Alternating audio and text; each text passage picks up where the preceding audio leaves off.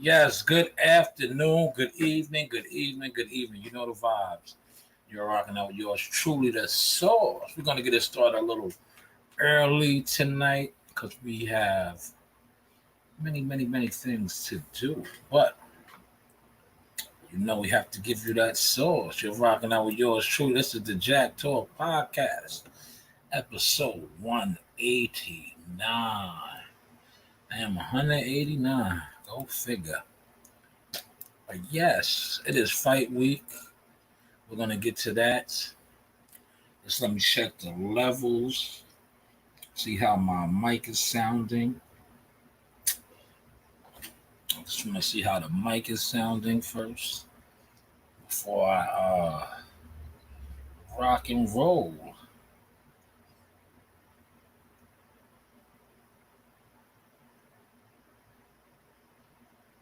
Let's see how we are sounding. Okay, yes, we sound good. We sound good. Okay, let's go. First I want to say this, man. New York City, they are really making it tough and trying to have everybody take that vaccination. Like me, I don't know, man. They're talking about we won't be able to attend sporting events and stuff. But what I have to say is this. That's kind of crazy that they're really trying to step it up like that. We'll get to that too. Matter of fact, let me pull that up.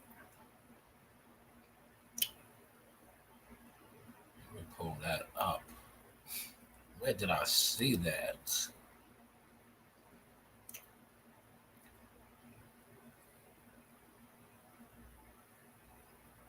I can't remember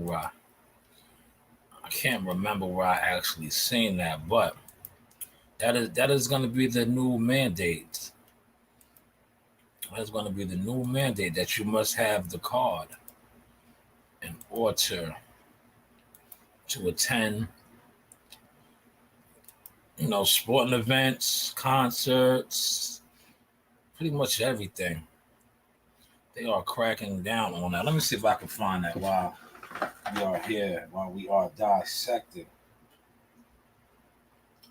the sauce. But I see the boy Ugas. Yes, Ugas. I see Ugas riding down the strip, man. He's feeling good right now. He's definitely riding high.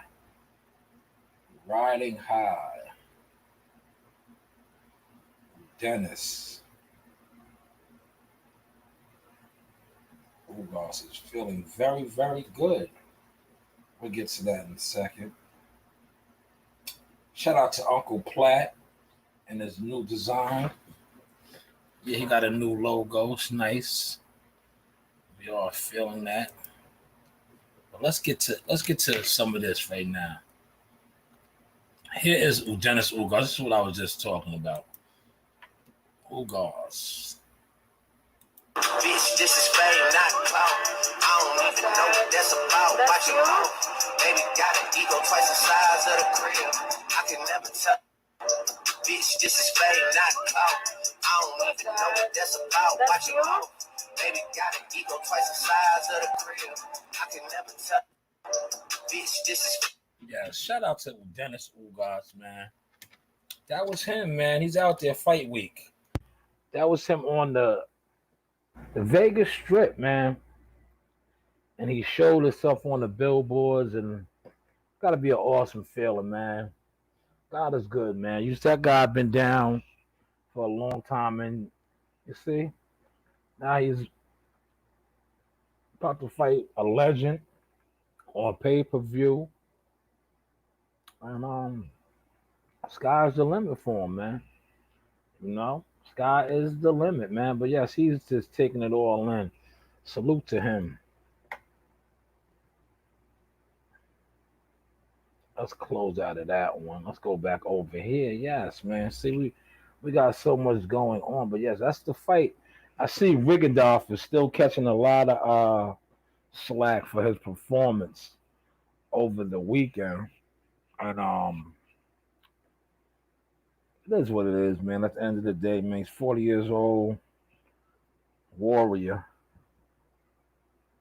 It's just some people just don't, They it is what it is. You gotta just take it like a grain of salt.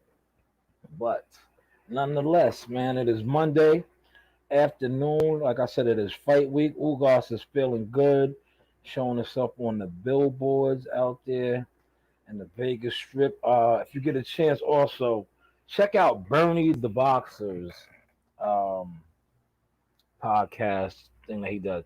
He said Bud is definitely interested in that fight with Virgil Ortiz. Yesterday I was calling him Victor. Sorry about that. Forgive me. But yes, with Virgil Ortiz. So I would believe Bud would be interested in that too after seeing how he looked, how he was getting touched up by the meme machine. Why when I posted that, right? I'm gonna tell you, man, this whole internet thing is like I posted that and somebody reported my video. Like, come on, man. Like that's how you know it's nothing but frauds, man. Like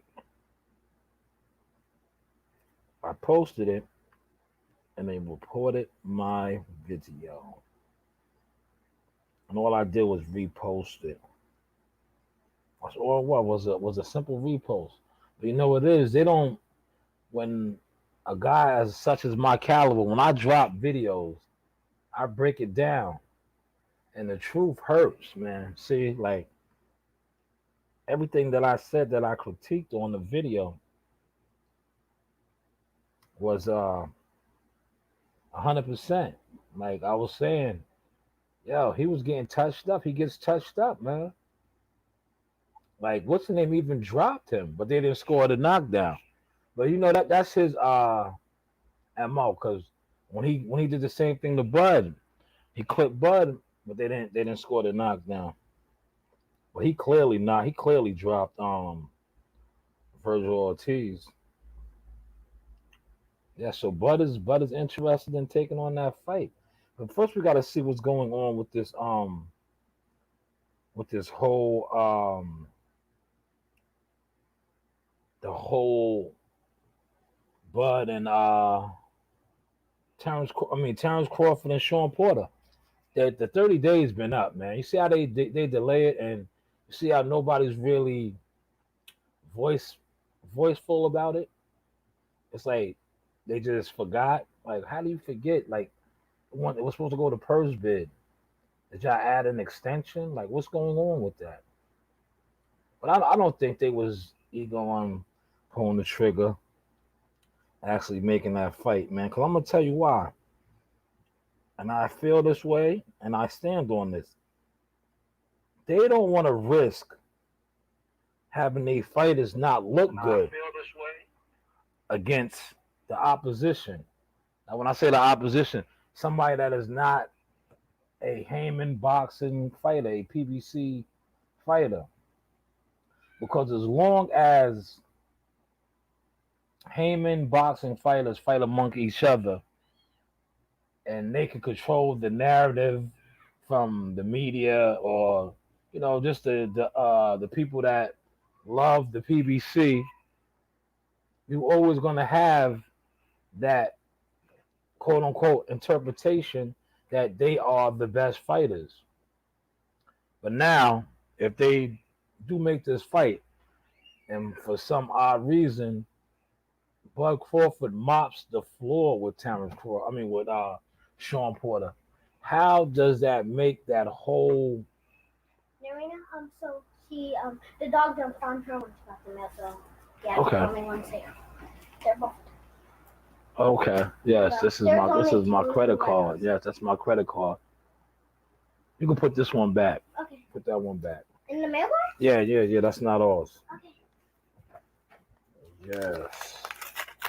But yeah, back to what I was saying. Like if he mops the floor with him, right? That's a bad look for them. Yeah, that's a bad look. And not only is it a bad look, it it kind of just throws out that whole narrative that been pushed forever that the best fighters are over there. You really don't know how good your fighters are. Let's just keep it real. Like if you always doing in-house fighting, round robins, going around, you know, same guys fighting one another, really don't know, man. Really don't know. So that's the one good thing I could say, honestly, say about the other entities. They work together. Like you see, Golden Boy had a fighter on that top rank card. He was victorious. His name right now slips my mind, but he was victorious on that top rank card. Yeah. So that's why I said like certain entities work together. Other ones, Mayweather already told you, they're just gonna keep it in house. It is what it is, you know. At the end of the day, all that in-house fighting that they do over there has opened up the door to the YouTubers to take over because not this Saturday, but the following Saturday, Jake Paul is headlining a card in Cleveland. There's professional fighters on that. I believe Charles Conwell is on that card. You got a couple local Cleveland, Ohio guys on that card as well, professional prize fighters. But he's fighting pay-per-view against Tyrone Woodley. And he got a big contract with Showtime. You see what the in-house fighting has done? It has opened up the gates to moves like that. Yeah, I could destroy this one. Now this is the old one. Let me break that up now while we are on the airwaves. Let it break.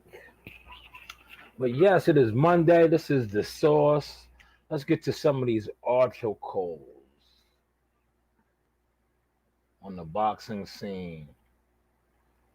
You know, it's a Monday, man, so it's a little slow. It's a little slow. But nonetheless, man, they are trying to have everybody vaccinated. They want everybody to be vaccinated. I want to get to this article right here. I'm just pulling it up. Michael Hunter right here. I like this fight right here. I'm gonna close out of this. I'm gonna go over here. I'm gonna close out of this real quick. I'm gonna pull up.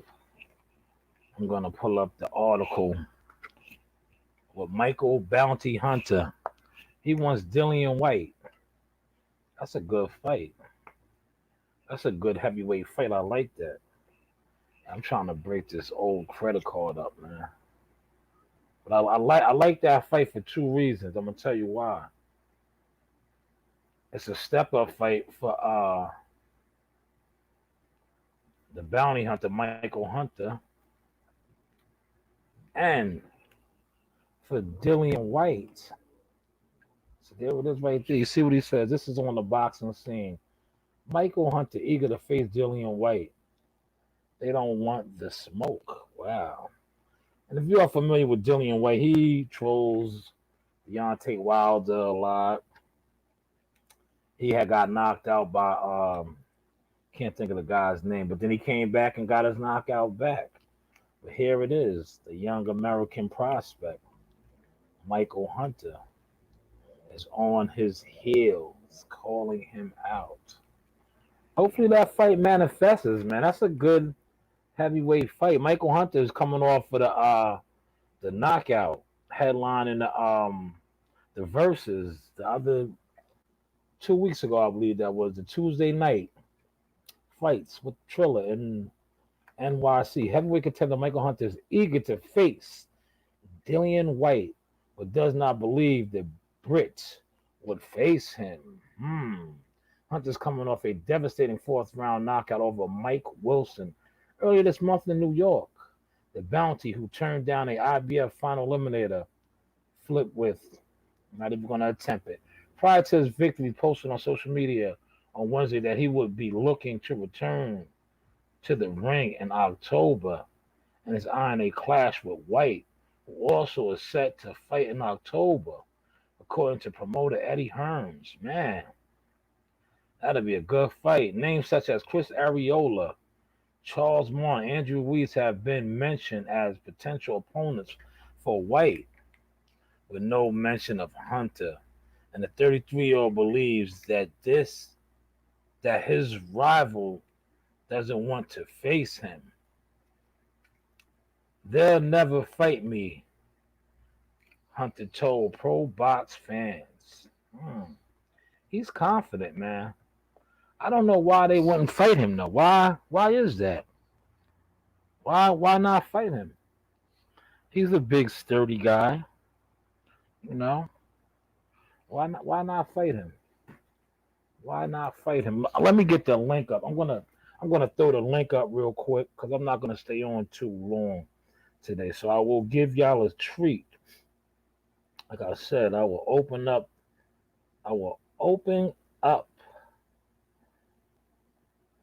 the live stream today. I'm going to open it up right now for those that want to jump in and let me hone my skills, my interview skills, and interview some partakers.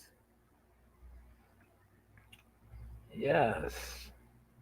Let's see if it comes up. It should have came up. There it is. Ta-da. Here is the link. Let's get it up over here. For those that want to jump on. Man, they are really going hard with this COVID, man.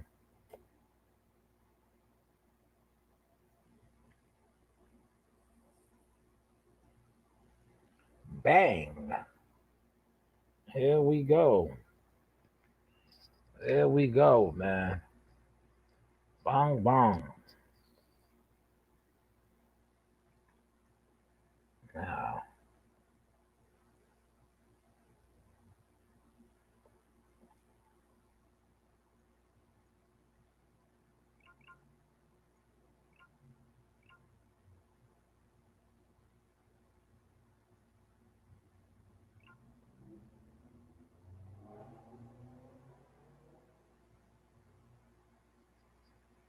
Yes, that is. Yo, listen, I got the source strain coming, man. I told y'all, man, for all the cannabis lovers. Yeah, the source strain. I think I posted it on my IG. That'd be a great heavyweight fight right there. Great heavyweight fight.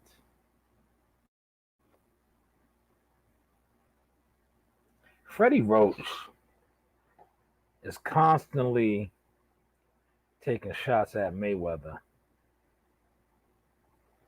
Constantly taking shots at Mayweather. Here is another shot that he has taken at Mayweather. This article is in the boxing scene, and as you can read, Freddie Roach. I'll read a little bit to you right now. Freddie Roach on Mayweather's 50-0. Pacquiao had better quality of wins. See, that's a shot at Mayweather. That's a shot at him. But Freddie Roach, here it is. I'll read a little bit to you. Like I said, I'm not gonna stay on too long, but I'm just I'm showing y'all the consistency of a really organized man show. You feel me?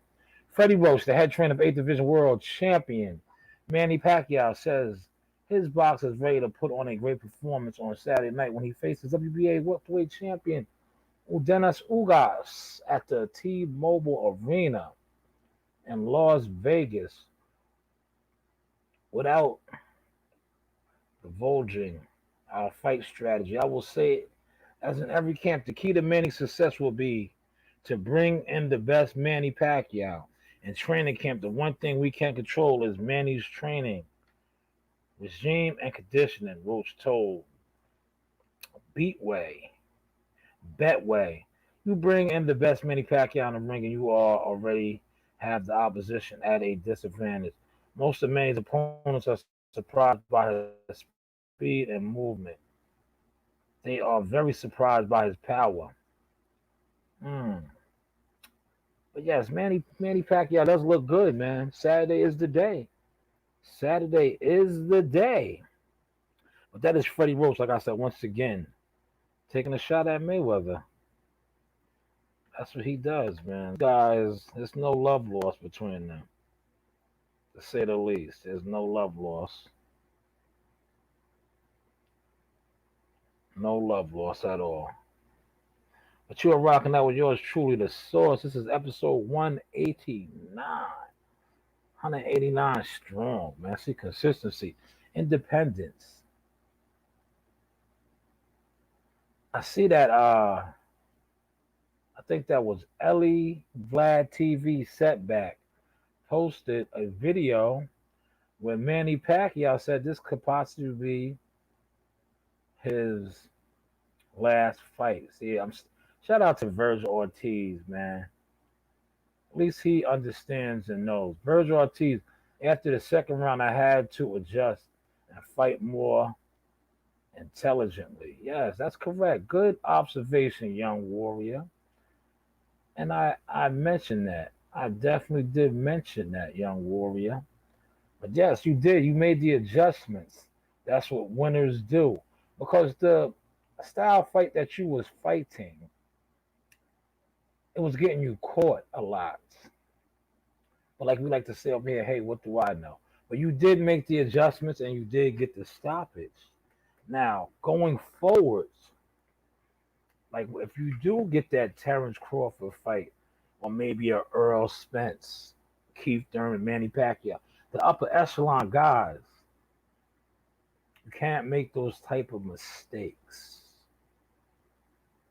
Because when you are fighting a seasoned shark, such as the names that I just ran off, sometimes they will bite your head off and you won't get that. See what you said? I had to adjust and fight more intelligent. When you fight a seasoned shark, let me say this real slow so you can catch this sauce. When you are fighting a seasoned shark, sometimes you might not get a chance to make that adjustment. I'm going to give you a prime example. Terrence Crawford, I believe that was his last fight. Oh, God, I finally broke it down. Thank you. Terrence Crawford's last bout when he fought Cal Brook. Cal Brook was coming out good, sticking the jab. He looked good for a couple rounds. Terrence Crawford, being a hunter, seasoned shark that he is, set a trap, clubbed him up top of his head, and it was good night. Just that fast. Now, I say that to say this. Virgil Ortiz, when you are in there with a top-notch shark, a.k.a. killer, that's how quick it can happen. You see, Cal Brook never got a chance to make the adjustments because he got tapped out. Hopefully you caught that source, young hitter. But let's move on. Excellent observation by you, though, Virgil Ortiz. Excellent, excellent.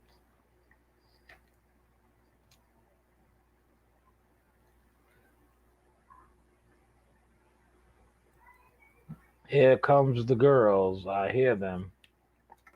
I hear them.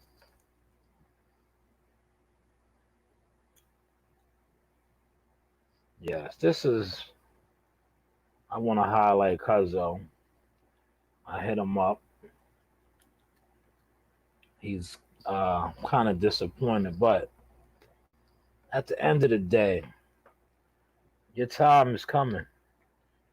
It happens to the best of them. But yes, Gary Antonio Russell and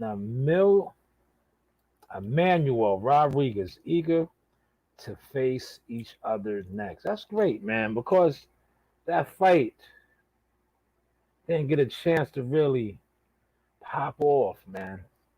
And I know how hard the amount of hours and weeks and months of training that. Thank you for that light, Keemon, my brother Keemon Wade, down there in Texas, Arlington. Shout out to my nephew, started at school today, big eighth grader, looking tall, Braylon, man. We are praying for a successful, prosperous school year for you. And we ask the Lord to watch over you throughout the whole year. Open up your mind that you may learn, grow, and do God's work. But yes, back to Antonio and Emmanuel Rodriguez. Yeah, they should run that right back. Quick, fast, ASAP Rocky wants that cut, that headbutt cut on his nose, heels up. They should get it right back because at the end of the day, it was 16 seconds, man. 16 seconds. They was gonna get it in too, man. Antonio was ready, man. He was finally getting his just due, his shine. But like I told him, man, it's just a minor setback for a major comeback. That's how you got to look at it. You can't get discouraged because the thing about life is it's always going to be bumps in the roads. You're always going to catch a flat tire. You know, your car might break down. You have to get it fixed, but you can't let that take you off the path. You know, you can't let that take you off of the path. You have to stay on the path. And just like I talked to you and told you, it's no knock on you, Antonio. You know, it happens. It happens. It's just unfortunate that it happened so early into the fight, 16 seconds. But nonetheless, man, it's a good thing it happened that early because now you guys could really run it back.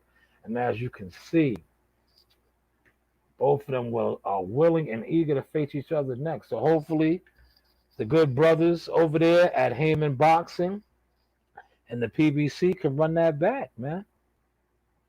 Make it happen quick, fast. Make it happen quick, fast. Yeah, that was crazy. You know, that's boxing though, man. It happens. It happens. What's going on? Okay, well, you can't be up in her face. Don't be up in her face. Yep, don't. You don't need no band-aid on your nose. Huh? Oh, but band-aid, you're not bleeding, right? No, you're not. No, but you're not bleeding. You don't need it. Put some Vaseline on it. Yes. That was CEO Nasaya. But yes, that was Antonio and Emmanuel Rodriguez. But here, I wanna get to this right here. Let me go back up, scroll back up, man. You're rocking out with yours truly, the source. See the consistency? This right here is this right here is so disrespectful. Not only is it disrespectful, it's like it's a slap in the face. His promoter, see those guys have promoters over there. Bringing down fight most embarrassing I've seen in my 35 years in boxing. Why? Because he didn't fight the fight that you wanted him to fight against your fighter?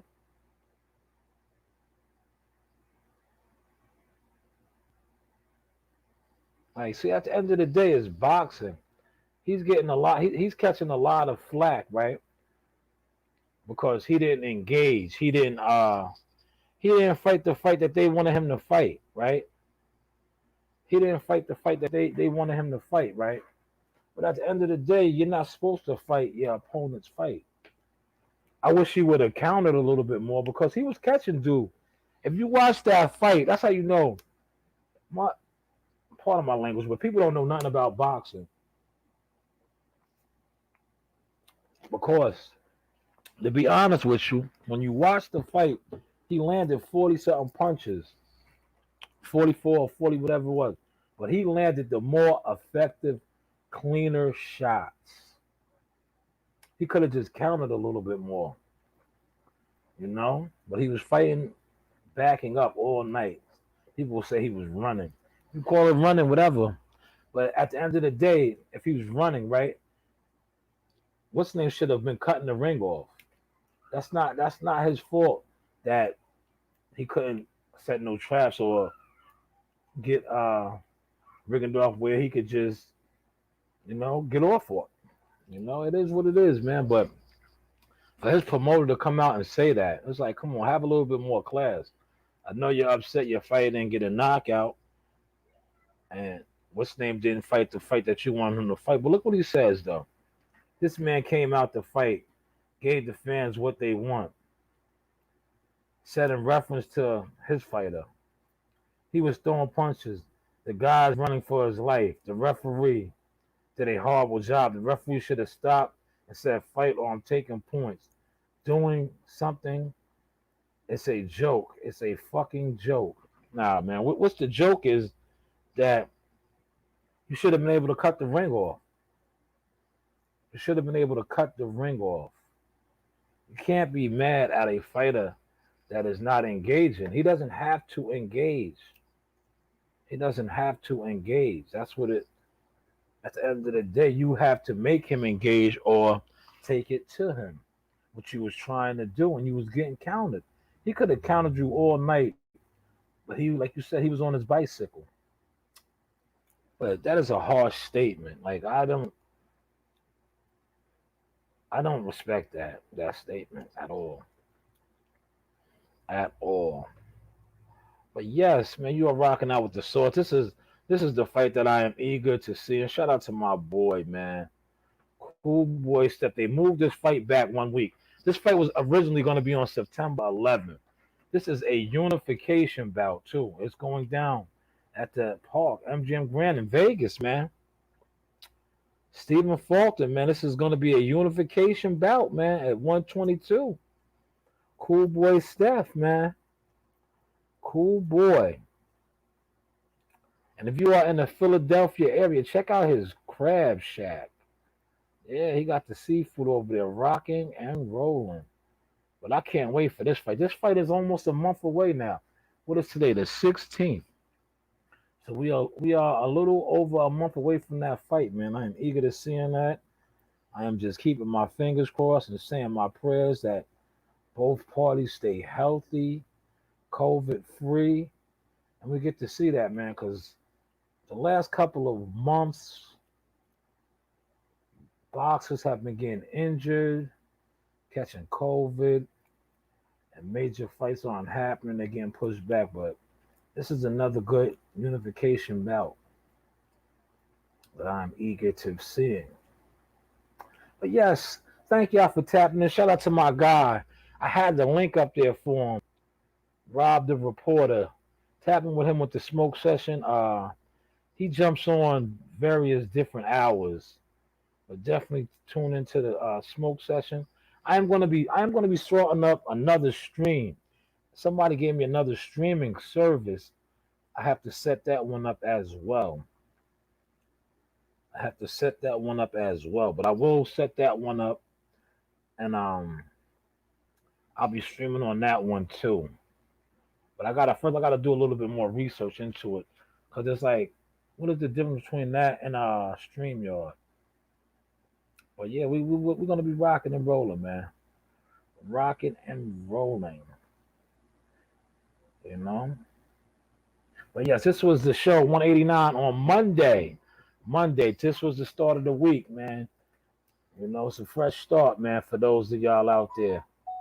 You know, you have a chance. You have a chance to actually do something constructive because it's only Monday. So, with that being said, never put a limitation on what you can and can accomplish. Always remember to keep God first, and sky is the limit. Yeah, sky is the limit, man. Whenever you put a limitation on yourself or you doubt yourself, you're losing the battle already. But as long as you keep your head to the sky, like I told Antonio, every day is not going to be your day. But as long as you stay positive, you will get another day. And that will be your day. Hopefully, y'all caught that sauce. We're going to close on that. Like we always say over here, keep God first. You know the vibes. I holla. Yeah, yeah.